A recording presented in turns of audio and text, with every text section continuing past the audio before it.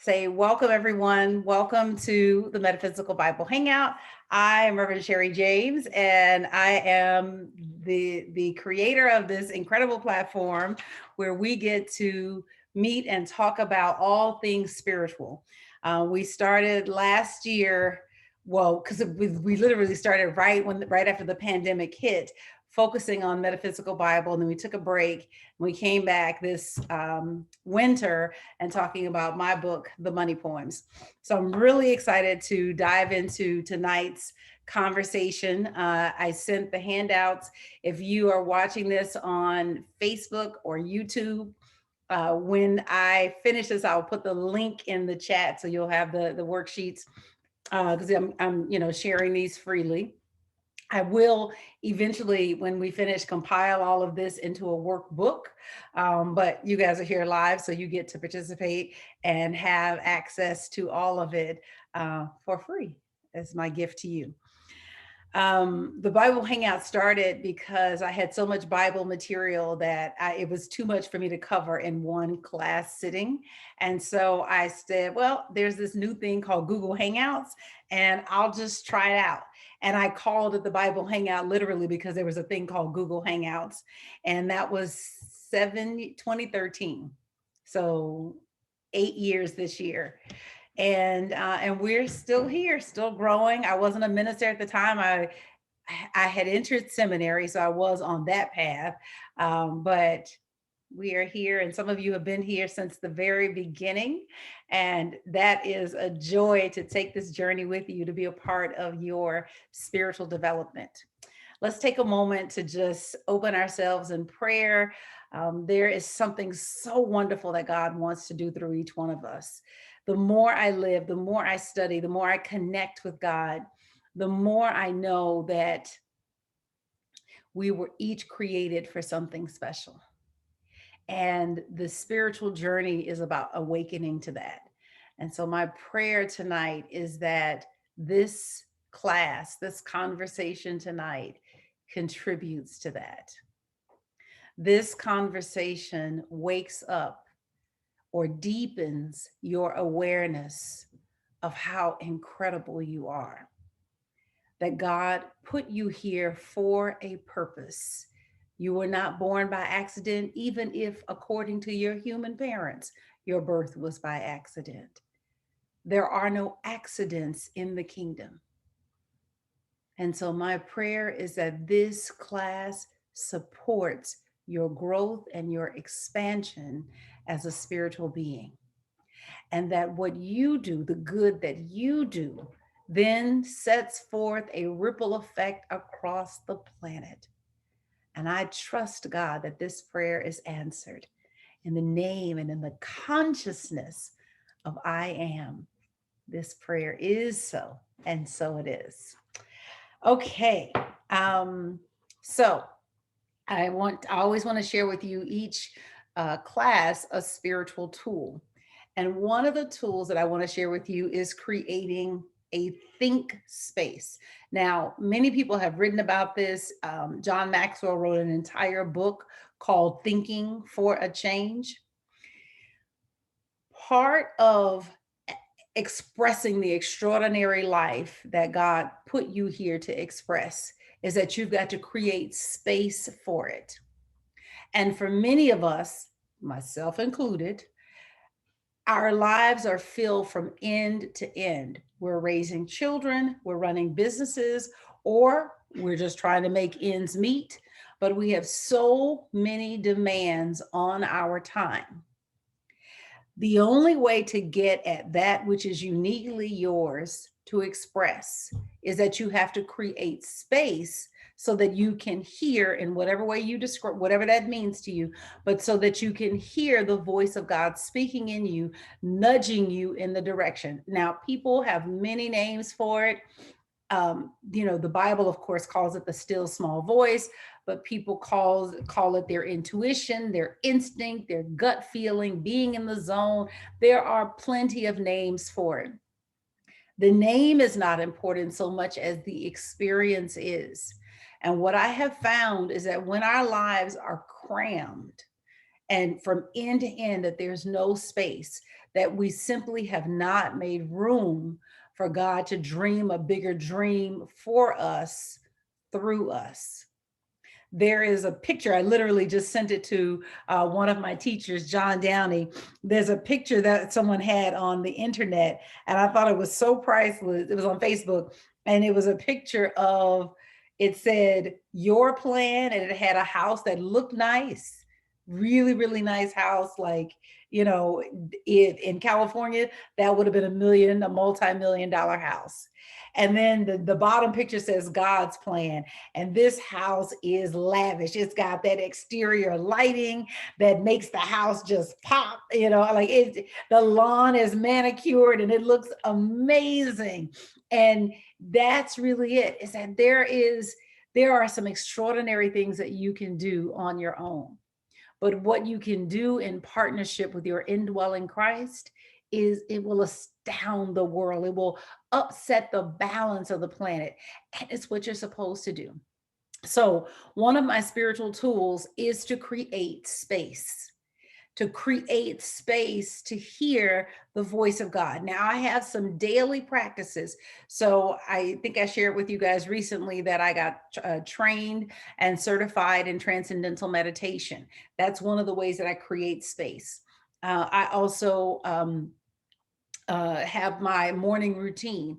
That's a way to create space, meaning that I get up and I spend an hour just going through different exercises, and some of them are physical, but a lot of them are mental and emotional exercises that just rev up my energy. So I never just get out of the bed and then get dressed and go to wherever I'm going. There's always at least a good hour ahead of time where I get myself together, and I try to time it so that Jordan is asleep and so that I'm up by myself and I can have what I call my God time.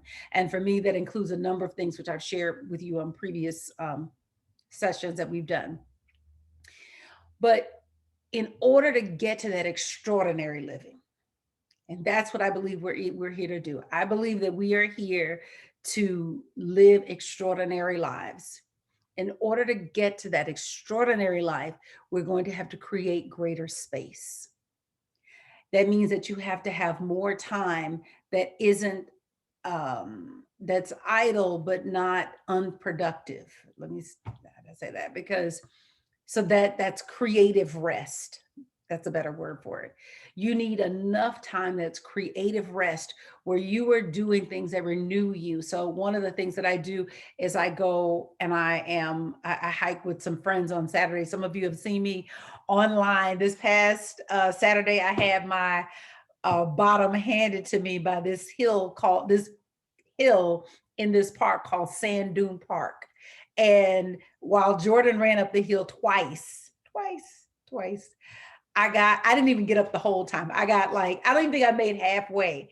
And so I'm committed. I'm going back. I will get up to the top of that hill. But I did have a revelation that if I ever got stranded in the desert, I'm screwed, because that was a hot mess happening. I heard someone say the hot mess express. That's what that was. That was the hot mess express on Sand Dune Park. But where I'm stepping to, right? So you have the life that you've created the space to have. If you're going to get to that other level of living, right, that you know is in your heart, is why you're here. You wouldn't even be in this conversation with me if you didn't on some level believe that it could be so.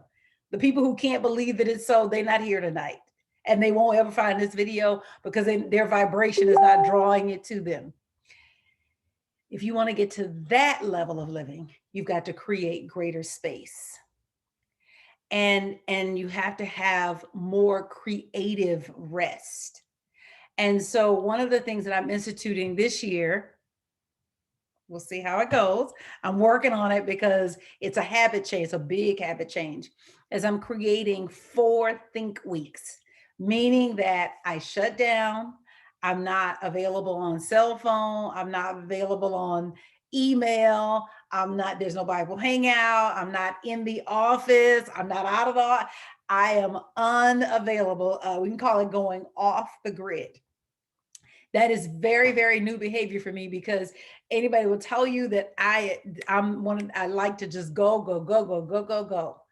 But I'm interested in my fifth symphony. I'm interested in that what is uniquely mine to do. And I have found that with a life that's so busy that there's no way to get to it if you don't make space for it. And so I want to encourage you with great love and respect to consider what are ways that you can create greater space. Room has to be made for God in your experience. And so this year, I have four. So for me, they're happening at the end of every quarter. That's the plan. So the first one is coming up, and it is the week of the 28th leading up to Good Friday. So that week, the plan is that's the plan. The plan is not to be available, no meetings, no nada. I'm not available. Don't call my name, and I won't answer to it. That's the plan. It's a challenge because I am somebody who is could be classed as a workaholic, and that doesn't take you to your extraordinary life. So that's my spiritual tool. It's just creating space. And when I say creating space, I mean that you have creative rest. So that's not necessarily sitting and watching TV, right? That's not necessarily unless it's something that like feeds your soul. But a lot of TV doesn't feed your soul. Um, I'm talking more like getting out in nature, spending time in some type of space that renews you and restores you. Any questions on that? Any feedback on that? Anybody already have think weeks that they do? If you need help Yes. taking it down, Uh-huh. I am your coach. I need you to take me in the other direction. You bring me up, I will help you. Sit down, you will be all right. I got everybody got their talent. There you go. I have the art of resting. I have it to an art form. Glenda, that's wonderful. I love it. I love it. Well, I come out of the school of Mary Tumpkin. And I don't know if all of you know who she is, but Mary Tumpkin, first of all, she changed my life. Mary Tumpkin is who really I grew up with the Bible, but she really introduced me to the Bible. So she opened her mouth the first time I heard her, and my life was changed forever. And then I became her groupie, and wherever she was teaching, I was there. And that meant I was spending money flying. It did not matter. I was headed to wherever she was. She was known for working. She was known for working and no downtime. And there are those, maybe who shall remain nameless, who possibly think that maybe she could have slowed down just a little bit, as it would have maybe afforded her some additional or extended health. And so I have been shaped in the school of Mary Tumpkin, and slowing down feels wrong. Emotionally, it feels wrong. Physically, it feels wrong. Psychologically, it feels wrong. But I'm going to trust the brain science that's out that say you got to take a break. And so I'm going to go against what I am conditioned to do, looking for a greater result. So, okay. So tonight, what I have for you, you have the worksheets, and this is going to be a very interactive process. So first, I'm on page 33 in the book. So let's start there. So I think I shared shared with you the origins before. So in 2007, I was living in Tahunga, and my friend Mark, who is a world-renowned saxophonist, who is just amazing. he and I used to hang out all the time, and he we would just sit up, and he's an artist, and at that time I was really actively in the entertainment industry, and so I just love artists. I love that creative process, and we would talk about all kinds of things. And we started exploring this idea of like, how could we take what we had learned from Reverend Della and Reverend Johnny and distill it in a way that would communicate the principle, but anybody anywhere could read it. Meaning you don't have to be new thought to appreciate this book. You don't have to believe as I do, right, or as I teach, in order to digest this book. And something that Mark taught me, and it's what he learned as an artist in terms of communication, that make it simple. And so I would have these like the poems I would write, and they would just be these, treaties on, abundance and something that like Elizabeth Barrett Browning would have written. And Mark was like, no, Sherri, simple, simple. Like a flower, my finances grow. Like, and I can remember like the extended, things that I would write, and he'd be like, no, no, no, no, no. And so there was that back and forth process. So that was happening in 2007, 2008. And then in 2015, Mark and I, we had, gone in separate directions, because at that point, so that's 2008, I hadn't entered ministry, but like life was starting to change for me. I was moving out of the entertainment industry. The crash happened in 2008, the economic crash, so that impacted me in terms of real estate. The entertainment industry shut down, so that impacted me. So it was just a lot of things, and that's when I got on the path to ministry. Then and then so we quote unquote went our separate ways, in the sense of like went in different directions. And then I don't remember who picked up the phone, but we were like, oh man, we got to get back together. Remember those sessions? We would just go talk all night, whatever. And so we revisited the money poems, and we were looking at it. It was like, this is good. This is like really, really good. Like, like I'm loving what it is that when we were younger that we created. And so, what I didn't have at the time is I didn't have all of the training that I have now.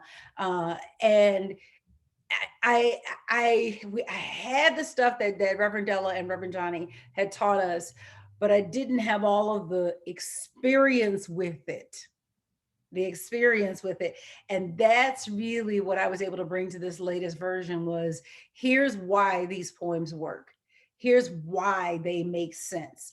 And so, the time that's been invested in developing myself as a minister, as a spiritual teacher, I could come back to this and I can say, here's why this works. Here's why you can trust this system. Um, on the third paragraph on page 33, Hebrews 11:3 reads, by faith, we understand that what is seen was made from the things that are not visible.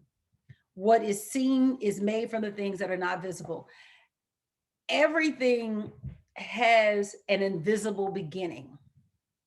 Everything has an invisible beginning, and that invisible beginning is thought. So even the clothes that you wear, that before I had this on, it was an invisible thought in my head as I ran through the mental Rolodex of what were the available outfits that I could put on. Everything has an invisible beginning.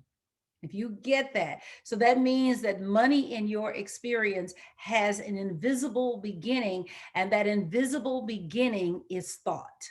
So that's Hebrews 11:3. Like invisible cars traveling back and forth across the border between the unseen and the seen worlds, your words move between that invisible and that visible, bringing you experiences to match the quality of the words you speak.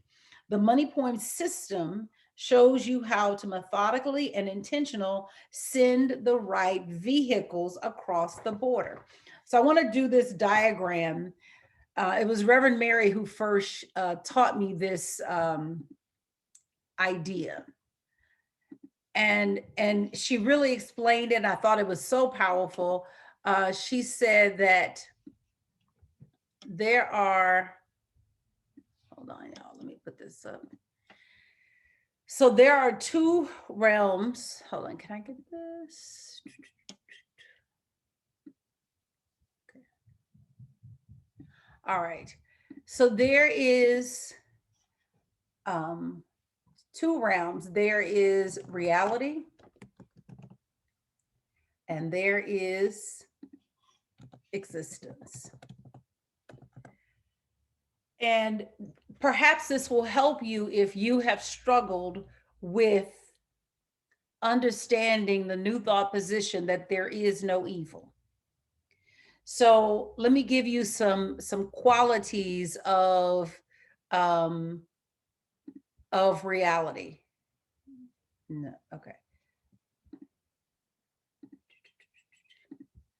So reality is invisible. Reality is everlasting. Reality is infinite. Reality is absolute good. Reality is perfect, without error. Right? So that's reality. In the Bible, we speak of reality as heaven. And then when we get down to existence, existence is three-dimensional. Existence is physical, can be perceived by the five senses. Conversely,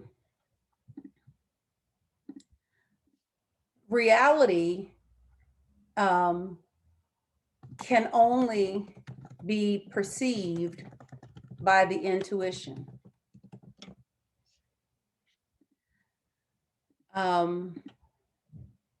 Existence is relative, right? That things have their opposites, right? So up has down, in has out, left has right. Everything, there's this physical reality, right? That or physical existence. And so if you could get that the New Thought Christian makes a distinction between reality and existence. If you could get that the New Thought Christian makes a distinction. So what am I saying? I'm saying that evil exists, but evil is not real. And the reason that it's not real is because it's not lasting. Everything in this arena down here needs a consciousness for expression, right? You need a mind to bring it into expression. And so when we say that there is no evil, we don't mean that the bad things you see people do are good. We're saying that it has no permanent reality. That, I share with you guys, I'm reading the book, The Body Keeps the Score. And, and one of the things he does, he works with like PTSD survivors. He also works with children that are survivors of childhood trauma, like sexual abuse, physical abuse, emotional abuse. And the thing is that while those traumas shape and impact the children, they do not have to have permanent, unalterable effects. Now, you need tools to handle the stuff that may have happened, but it does not mean that you are permanently, irreparably scarred and never is life going to be good for you. It's like if you have a car accident, it becomes a part of your story, but it doesn't stop you from being able to operate a vehicle in the future, right? It doesn't stop you from being able to go on and live life. It's a thing that happened. And there is training available as more social scientists, psychiatrists, psychologists study this, to help people who are survivors of trauma to begin to heal that trauma so that they can come back online, so that they can come back and finish the rest of their life without being anchored to the moment that someone violated them. Another word for this realm is earth, right? So there's heaven and earth. So then when we pray, right, we say, thy will be done on earth as it is in heaven, right? Thy will be done on earth as it is in heaven. Now, this border that we are looking at here, this border, I'm looking for a way to describe it, but let me just find another ink color. This border is the border between reality and existence. And we as human beings straddle this border. What brings, oh, I'm sorry, I need to give one more detail. So these are where the perfect ideas of God live. So trying to stay with these ink colors, y'all. Hold on.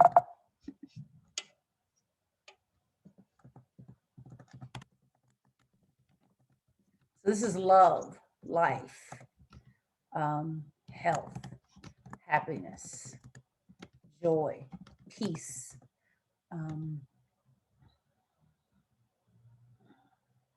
abundance, right? So this is where those ideas live. They live in heaven, right? What you have on earth is the expression of these ideas, right? So depending on, this is governed, no.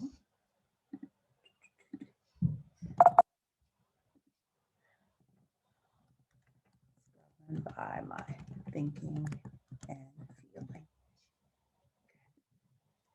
So when my thinking and feeling marry, when thought meets feeling, there is an offspring, and the offspring is experience, right? So I might be thinking the love of God, and when I'm feeling the love of God, then that presses out into my experience, and now I have an expression, right? Now I've got, so I think love, I feel love, right? And then that love comes down and expresses in my life, world, and affairs. What keeps our good in the invisible versus the visible is when we have trouble at the border. Either I can't get my thinking in alignment or I can't get my feeling in alignment. So I might be thinking abundance, but and generally that's the problem, is I'm usually it's feeling that's holding up the equation. So I'm thinking abundance, but I'm not feeling abundance, right? I'm not, and if I can't think and feel it, I can't make it show up in my experience. Talk to me. Let me know where you at. Is this land is resonating? This unclear, clear?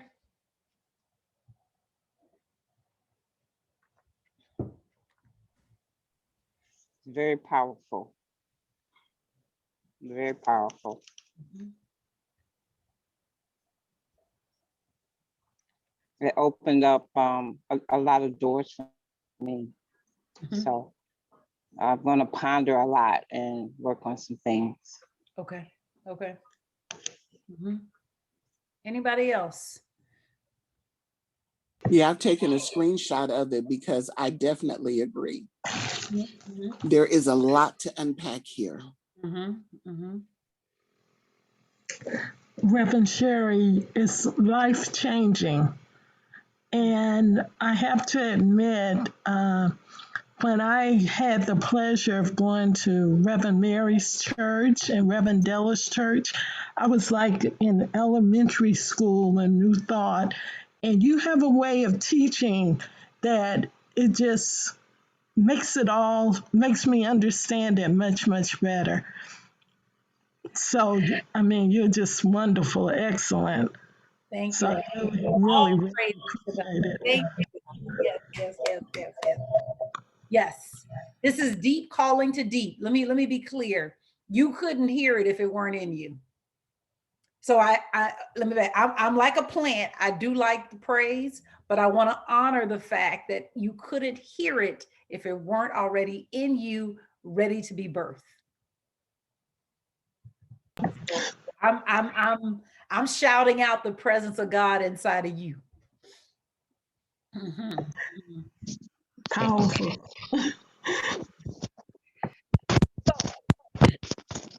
Where the work is in cleaning up this right here. Because what it looks like down here is not a function of what's going on up here. It's a function of what's going on right here. Reverend Sherri, I have written on my threefold being of man. I just wrote it down. I have on here heaven, mind, spirit, which is the inner, and earth, body, which is the outer. Yes. So Yes. adding more to it, this is like Yes. filling in the blanks. Yes. Yes. Yes. Yes. Yes. Yes. Mind, right? Mind with a capital M, right? Versus mind with a little m, right? So this mind with a capital M, this is the mind of God, right? We talk about this as the realm. Another word that we use is the realm of divine ideas. Get these colors right. Hold on.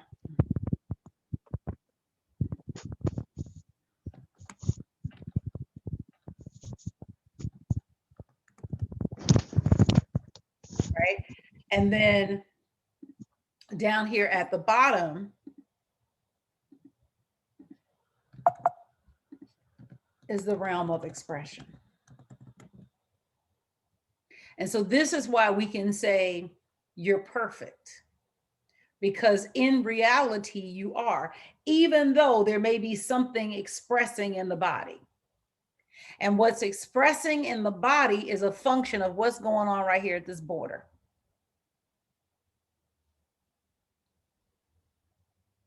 And so what I want to begin to do then is clean up my thinking.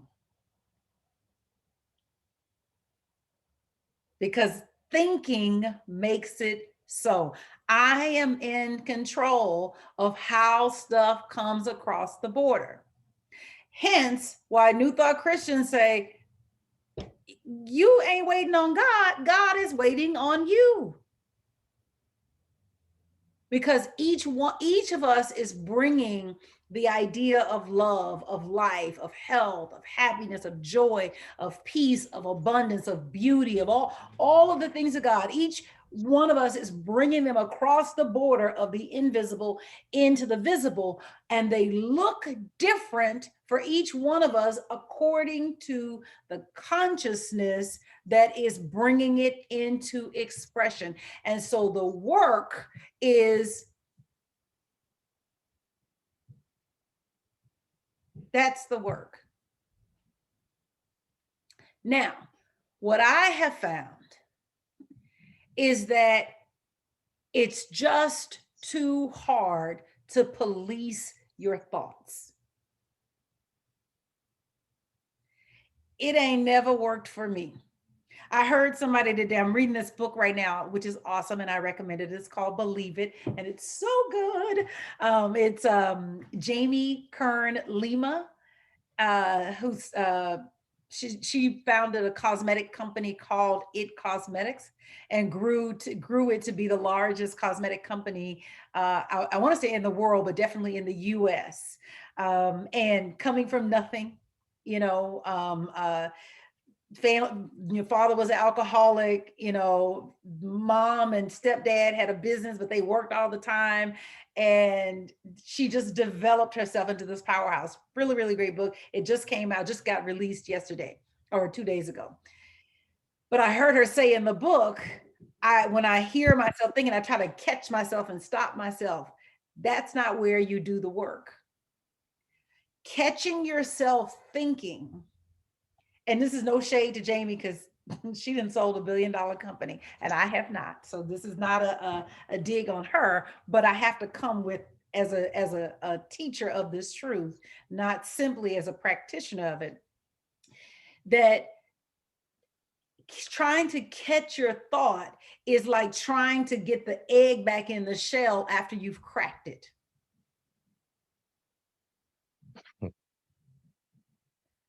I don't know if you've ever done that before, but it just doesn't work. And then I heard this, I'm going to give Darren Hardy told this story today or a couple of days ago. I'm gonna mute you just because there's a little rustling. Darren Hardy told the story today. I thought it was so powerful. And he said that if you were carrying a cup and you were walking and you bumped into someone and you spilled the cup of coffee, he said, and I ask you, why did you spill the cup of coffee? And you would say, well, I spilled a cup of coffee because I bumped into someone.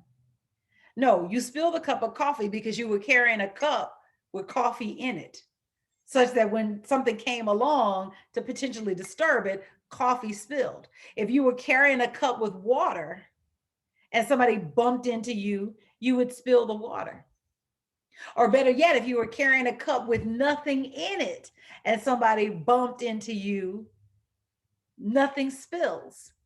So you didn't spill it because you bumped into someone. The choice was made when coffee was put in the cup, not when the chance encounter of bumping into someone was made. So what does that mean? The bump is essentially the things that happen to us in life. When we get bumped by life, now we all got a big, massive bump in 2020. When we get bumped by life, what spills out of the cup? If somebody cuts you off in traffic, that's a bump. What spills out?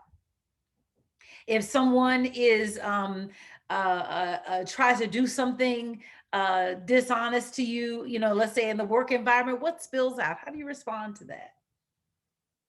If a friend and you have a disagreement, what spills out? Again, what spills out is what's in the cup. So the choice is not made at the point of the bump. The choice is made back when you're deciding what to put in the cup. We never have an output problem. We only ever have an input problem. And so going back to the whiteboard, so the work that we want to do is on the input. And the input is done down here. Control the input. And so the input is, what do I read? What kinds of media do I consume?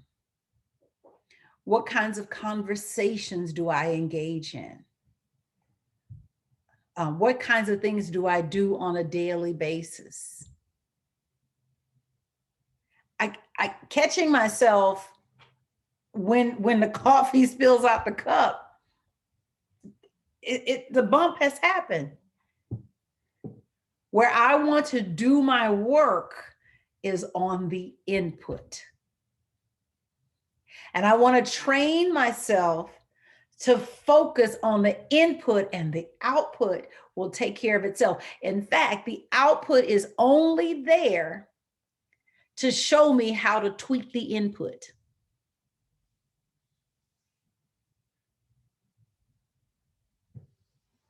The output is only there. So, for example, this is confession session. I have my daily routine. I got my exercise that I do. I told you I work out at least once a day, many times twice a day. And I noticed that there was no movement on the scale. That's an output problem. Yeah.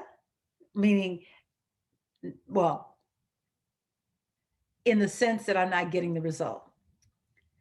But I don't control it at the level of the output. What I go back to is, what does that daily routine, what tweak do I need to make? Do I need to exercise longer? Do I need to change the diet? Do I need to add a second? Do I need to get a little bit more faithful with that second workout? Do I need to up the intensity? Like, what is it that's going to move the needle, right? I never have an output problem, only an input problem. So then I said, okay, well, I know what I'm going to do. I'm going to not eat sugar before noon, right? Because again, I'm tweaking, right? And what this allows you to do, and this is what I'm going to share with you tonight, is to come off of autopilot. So much of our lives are lived on autopilot, but that's only because we've allowed ourselves to be on autopilot. I'm going to show you how to get off of autopilot. So let me give this one more thing. So the spoken word, right? These vehicles. So let's go back to this, to the whiteboard.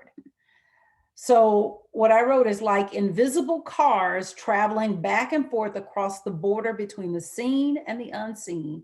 Your words move between the visible and the invisible, bringing you experiences and conditions to match the words you speak. Better words produce better experiences. The spoken word can be audible or inaudible. Do not just watch what you say aloud, watch what you say in your head too. This inner chatter escapes the observation of most people, and it is your consciousness. It is the driver of your actions and the captain of your ship. And in fact, if I could follow you all day with a recorder and capture all that you say and think, it would no longer surprise you why your day goes south. This is Neville Goddard. Your inner speech is perpetually written all around you in happenings. And this is everything in your life is a word made manifest. By inner speech is meant those mental conversations which you carry on with yourself. They may be inaudible when you are awake because of the noise and distractions of the outer world. Hence why we need that think week. But they are quite audible in deep meditation and dream. But whether they are audible or inaudible, you are their author and fashion your world in their likeness. And so what the money poem system is about, it is about taking control of the outer and inner speech. It is about feeding yourself the things that you need to eat emotionally, psychologically, mentally, that then give you a different output, bring different experiences across the border. Used faithfully over time, this system cannot fail to produce abundance in your life. This is where the exercise comes in. One more thing before we close this chapter. Do your abundance work. Doing your job is not the same thing as doing your abundance work. Becoming excellent in your work will not eliminate your responsibility to become excellent in your mind. We all know countless stories, and they show up in the news, of people who got a whole lot of money and half of a mind. And they are financially well off, but mentally bankrupt, or morally bankrupt, or emotionally bankrupt. Becoming excellent in your work is not going to eliminate your responsibility to become excellent in your mind. You must carve out a definite time to study wealth and prosperity. Deal with your money psychology. You need to know how you feel about money. And you know, you can look at your results. Results are there just to tell you what's going on with the input. Sometimes we get hung up on results, and results, we let our mood be dictated by the results.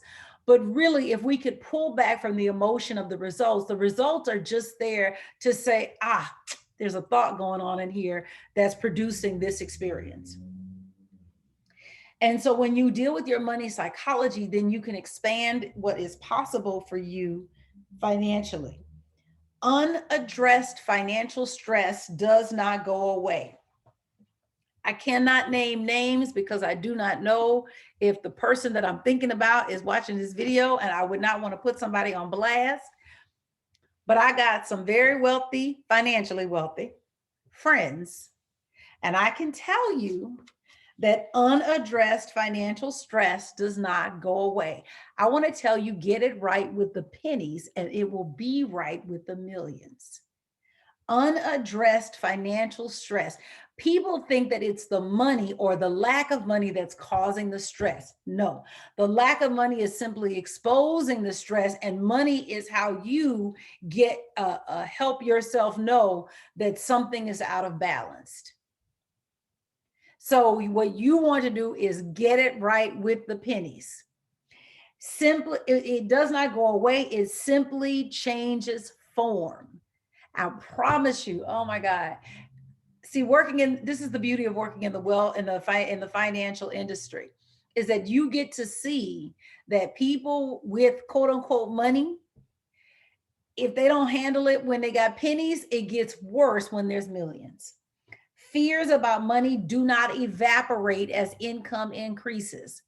There's so many people, I was one of them, who thought when I get a whole lot of money, the fear about money is going to increase, because the fear was never about money. If you have a fear consciousness and you don't address the fear consciousness, you can increase your income, and the fear grows right up along with it, just like a little weed. This one you need to underline, circle, and kiss. Poor money habits do not correct themselves. Let me tell you something. This is why I gave you guys the that habit system at the top of this session series. Those 6 jars, even if you put a penny a day in them, those 6 jars will change your life. 6 accounts: your necessities, your give account. I believe in tithing. You ain't gonna hear anything different from me, because tithing has changed my life.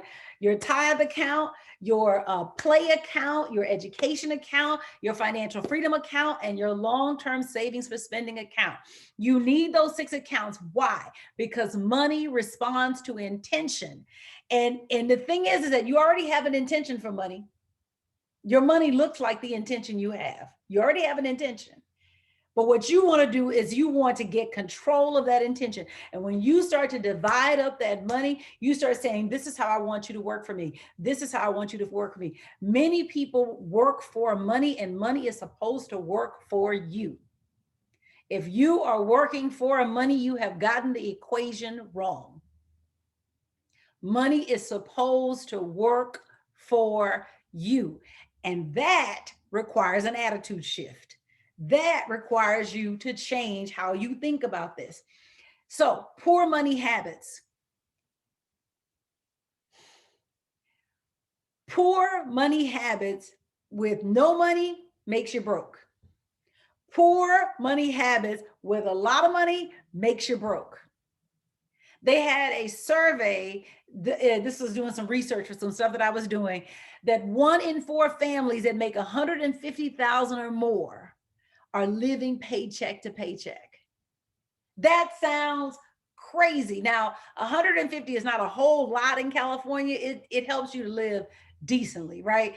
But 150 somewhere else, because they weren't just surveying people in California, this is across the US. 1 in 4 families making more than $150,000 a year are living paycheck to paycheck. So I am saying poor money habits do not clean themselves up. Poor money habits do not correct themselves. Unchecked greed grows. If you're greedy when you're broke, you're going to be greedy when you got money. Handle the greed while you're broke. It's easier. You must set aside a definite time each day to work on your beliefs about money. You must consciously open the door for money while simultaneously closing it on lack and limitation. Who you are with 5 cents is who you will be with 5 million unless you do your abundance work. And so this is the worksheet that I sent out today. Do your abundance work. We become what we do every day. Now, I am challenging you. The beautiful thing is that we are right at the March 1st is around the corner. So you already got your worksheet cut out for you. We become what we do every day. Consciousness, which is the sum total of what we think and feel, does not emerge out of nowhere. It is built day by day, thought by thought, word by word, action by action. Unaddressed financial stress does not go away. It simply changes form. Who you are with 5 cents is who you will be with 5 million unless you do your abundance work. In the blanks below, there are 30 blanks. Record the daily tasks you complete to reshape your beliefs about money. What this is simple, it's tactile. It is, what did you do today to teach yourself or to open yourself up to money? You can read a passage from a prosperity book. You can look up scripture that speaks about prosperity and abundance. You can journal about your experiences with money or anything your imagination dreams up. Now, this is what you're going to start. This is starting March 1st. And we're going to go all the way. And the beauty is that our last class together is on the 25th. So I'm counting on you to have 25 things on your list every time you do them. Now, if you skip a day, let's say March 1st, but you don't do anything on March 2nd, leave it blank or put NA. I didn't do nothing. Okay. So I want you to write down what are those things that you do. And it could be something small. This does not have to be big. We are talking about changing consciousness and we become what we do every day. So what you want to do is, if it's something small, like I read the money poem, that's good enough. But another day you might go down to the car lot and just test drive a fancy car. Another day you might journal about money. So I came up with some prompts, and this is just what I could come up with as I was like quickly putting the sheet together. So choose what resonates with you. But what I want to do right now is I want to open the floor to add more things to the list. And so that's how we'll close tonight's class. So these are the things that I came up with. Read a passage from a prosperity book. Look up scripture on prosperity and abundance.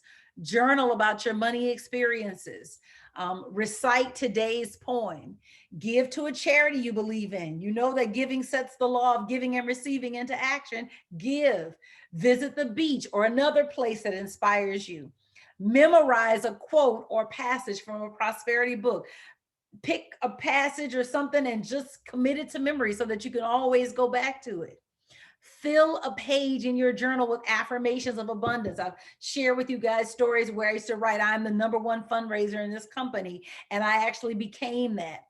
Go to your favorite high-end store and purchase something for yourself. It doesn't matter how small, just go get it so you can have the bag from whatever your store is, Neiman's, Saks Fifth Avenue or Bergdorf Goodman or, whatever your store is.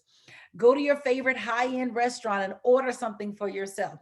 Doesn't matter how small. My prayer partner, that used to be my prayer partner, Kim Yarbrough, we call ourselves Billionaire Babes. And we would have a Billionaire Babes Day. And this was a day of just prosperity. And so we started off with a test drive at the BMW dealership because there was the Z. They were just debuting the Z series and she wanted one. Then we went to crustaceans. We didn't even have enough money for the meal. We ordered a salad and split it. And then I forgot what else. Then we went to Barney's. And the condition was that we had to buy something. And I bought some coasters because that was what my budget allowed, were the coasters. Write a letter of gratitude to someone who's helped you. Again, What, so some abundance things. I want to open the floor and I want to ask you guys, what are some other things? You can unmute yourself. Please share. Let's get them all down. Something I've started doing is on my IG account. I one of them is called, I think it's Billionaire Mindset or something. So that as I'm going through every so often, all of these high-end pages on IG, I get these images. Because one of the things it was something you said about 2 or 3 weeks ago. I think it was here where you said, because I'm retired. And you said, fixed income. You said you have to see how you're going to unfix your income or refix your income or something. It was something about a fixed income. And it just struck me because I'm like, I was just thinking that, okay, this is my income, this is just what it is, but it doesn't have to be fixed this way. Yes. And when you said that, that's what, so that's what I do. So then when I'm on social media, I have these beautiful images that just come up and it takes me to that abundance place. I love it. What is the Secret to Money app, Constance?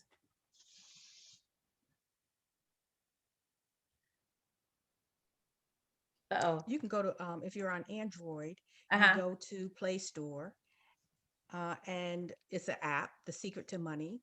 And in there, you are supposed to purchase stuff. You get manifest money. How much money did you get? What money was given to you? So you write that down. Daily inspirations, you have to, you've got 25. So you read them, 25 daily inspiration. No, that's a daily inspiration. But then they have affirmations, which are 25. So you read those 25 and it congratulates you when you get done. Then there's a place for you to write down your desires so that you are constantly engaged. And then there's a place, where did you give? So you can see total given, how much you gave, how much you made, how much you purchased, how much came in, so that you are engaged in your money process. So it's an app, The Secret to Money. That. I'm gonna go look that up. I love that. Anybody else looking for prosperity ideas, things that you can do that's your abundance work? I have a tab in YouTube called Money. And there I found money songs, and they talk about money and they sing about money. I have this one, it's money is coming to me. I can feel it. I sent that to you, Reverend Sherri. So. Yes, I know that's is it Watkins? What I don't know who sings it, but that's my song. Okay. Money songs. Okay, money songs on YouTube. Anybody else? Yes, get a deposit slip from any bank, because those are always free, and fill it out with as many zeros as you want. And have it ready to go into the account. Yes.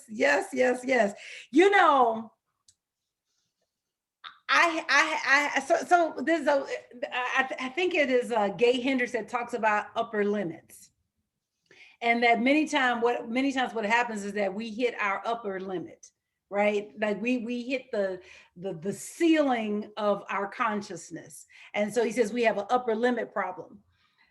In Abraham Hicks, she had this exercise where every week you got a certain amount of money and you wrote out checks, I think, for how you were going to spend the money.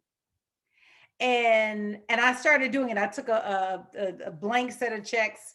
We had not yet moved to the system we have now, where I haven't written a check and I can't even tell you how long.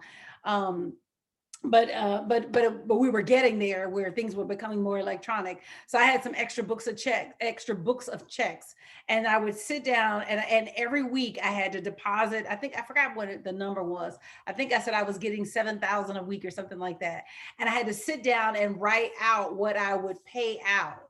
Like the exercise, and in fact I was doing that around the time that I was writing the money poems, and I remember just the discomfort. Like I hit that upper limit. So that's what that exercise makes me think of. Fill out a deposit slip with as many zeros as you need. I love that. Yes. Anybody else? Ooh, use your old checkbook and write out your investment payment paid in full. Yes. Anybody else? Any other things?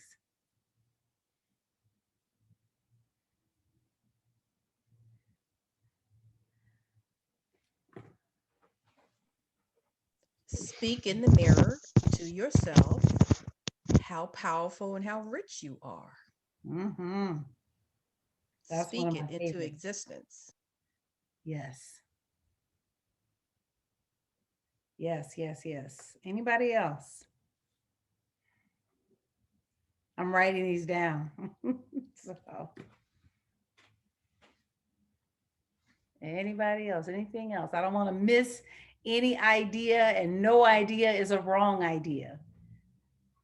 Because again, what you're looking for, the reason I want to that I want to build this list is that sometimes if we wait until the moment and we're at the end of the day and it's like, I don't know what to do. And it's like, no, there's a whole list. Here's what you could do.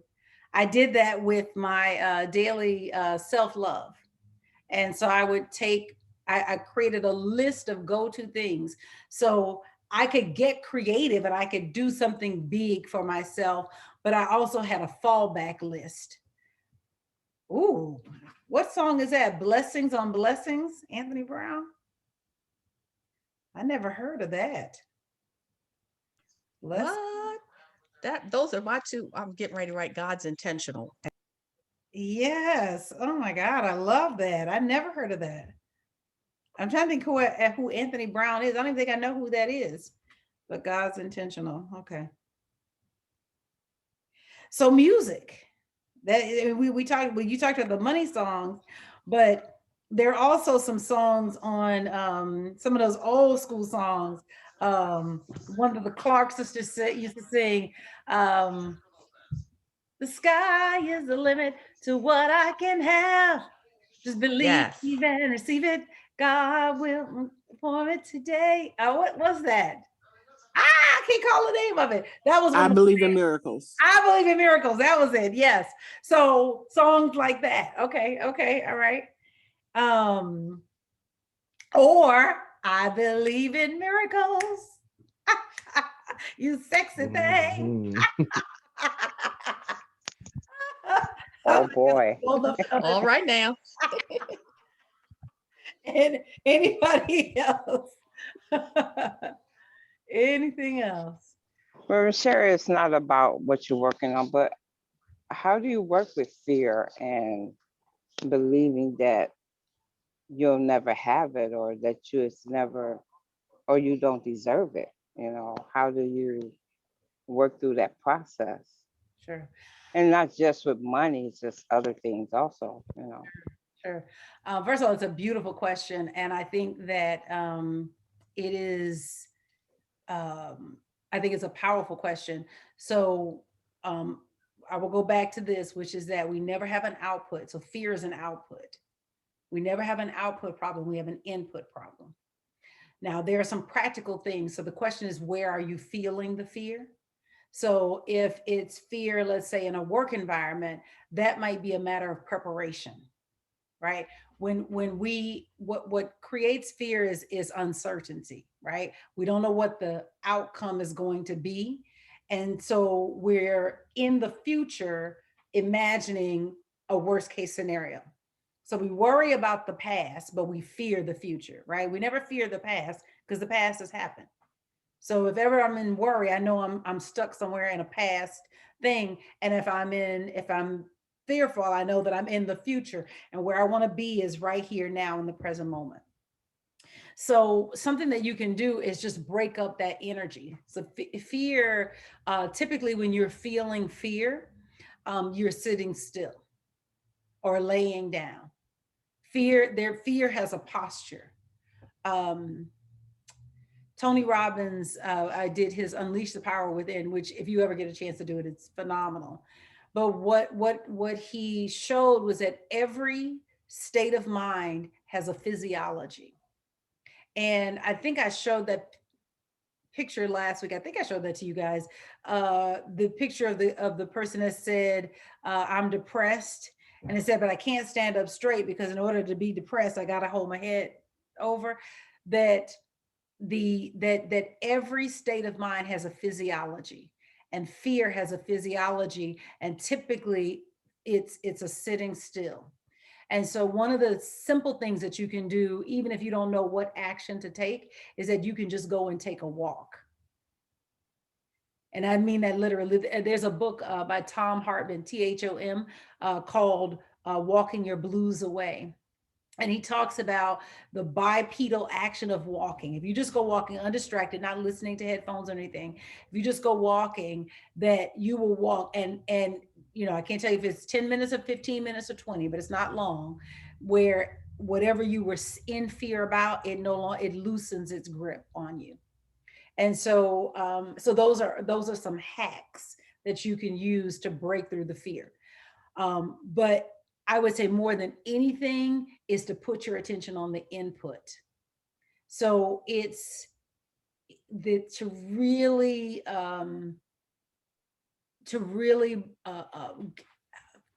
focus on feeding yourself good things, physically, of course, but mentally, emotionally, and psychologically.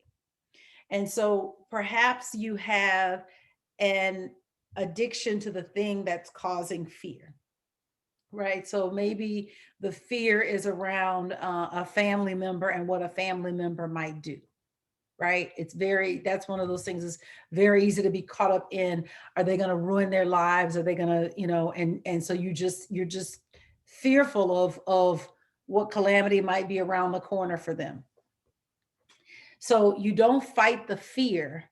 What you do is you begin to build attachment to a different input, because you may not, your attachment to watching what the person is doing might be too great, but you don't worry about that. What you do is you begin to build in a direction that you want to point in. And as you build in the direction that you want to point in, the attachment to paying attention to what they're doing, to being in their business or whatever it is that they've got going on, is literally going to loosen. And one day you'll look up and you'll be like, oh my God, I didn't even think about that person. They hadn't even crossed my mind. And that energy, because fear is an energy, right? That energy is broken up. So I've talked generally about different things. I don't know if I hit on the thing that you are specifically speaking about, but more than anything, it is focused on the input. It was fantastic. Thank you. Mm-hmm. Yeah. And that's why, doggone it, dun, dun, dun, dun, I said I was going to send you guys a tracker. I will do that tonight. I will not let, well, you have this tracker, but I want to send you the one that I use, because it's a 20 habits, right? So what I concentrate on is that I realize I can't control the output, and that's not where my work is. My work is on the input. And so I have these 4 blanks under these 5 different areas that I track on a daily basis. So like when I finish with you guys, one of my shutdown activities for the night is to sit down and tally what it was that I did. And did I do the things that are on my list? So did I get that second workout done? Did I eat my 3 vegetable servings per day and finish eating by 8 o'clock, meaning because I don't eat after 8 o'clock. Did I read today for 10 minutes? Did I do those things that are my things to do? And then it's a yes or no answer. Did I check them off the list? And there are 20 things. And I've decided personally that my minimum for a successful day is I've got to get 15 out of 20 completed. So where am I on that list? Am I at 100%? Am I at 80%? Am I at, or did I outperform and I actually did 18 of the 20 things? So again, it's just, I sit down and this is one of my nighttime rituals where I script my night. So it's one of the things that I do every night, and I sit down and fill this out and score myself. And some of it is an emotional boost, because it feels good. It's like, you know what? Some crazy stuff happened today, but I still got 20 seeds in the ground. So even though it was not, I didn't, that account that I thought that I was going to close, I didn't close that account, which that actually happened today. I didn't close that account and I thought that I was going to, but you know what? I'm pretty certain that I'm going to get to check all 20 things off of today. So today is 100% day. I didn't close the account, right? It didn't work out. And I was feeling badly about the fact that I felt like this was in the palm of my hands. And I felt like, what's wrong with the way I'm like, what disconnect did I do with the potential client that like had him decide, no, I want to wait a little bit. I don't know if I'm ready to make a decision. Like, what did I do? Right. But what I tell you what I did do, I got 20 seeds in the ground, because whether that business happened or not, I can't control him, right? That's not where my work is anyway. My work is right here. My work is with those 20 seeds. So whether it's a good day or a quote unquote bad day, I got my 20 seeds in the ground. So, and that helps with fear, right? That helps put fear into perspective. I don't know. I have to pray about this. I don't know if you ever get rid of fear, right? Because there's always, the nature of this universe is that there's uncertainty. So I don't know that the goal is to get rid of fear so much as it is to respond rightly to fear, right? Yeah, I mean, it has to be, because I'm thinking this out as I'm talking to you. We live in a universe where we don't necessarily know what the outcome is going to be, right? When you plant corn or the seeds for corn, you don't know how many stalks you're going to get. You're going to get corn, but you don't necessarily know how many stalks you're going to get. And you don't know if there's going to be some weather pattern that's going to come in that's going to impact the growth of the corn, that there's going to be some type of natural disaster that ruins the crop. Like, I mean, there are a lot of factors, right, that come into play. And so you don't have any control over that. So uncertainty is baked into the DNA of this three-dimensional experience that we live in. So I don't think it's getting rid of fear. I think that it is right response to fear. Right. I think that's really what we're being called to do as spiritual beings. That's nice. Thank you. Mm-hmm. All right. I love and appreciate you guys. I'm going to go sit down with my tracker. No, I'm not. I'm going to send an email right now with the tracker, and then I'm going to go sit down and do my tracker for tonight. Thank you so much for tonight. Thank you so much for being here. Next week, we will dig into the system. So we'll talk about the system, what makes the money poem system work. So wonderful. Have a beautiful evening, and I will see you guys next week. Take care. See you next week. Create a great day. Thank you.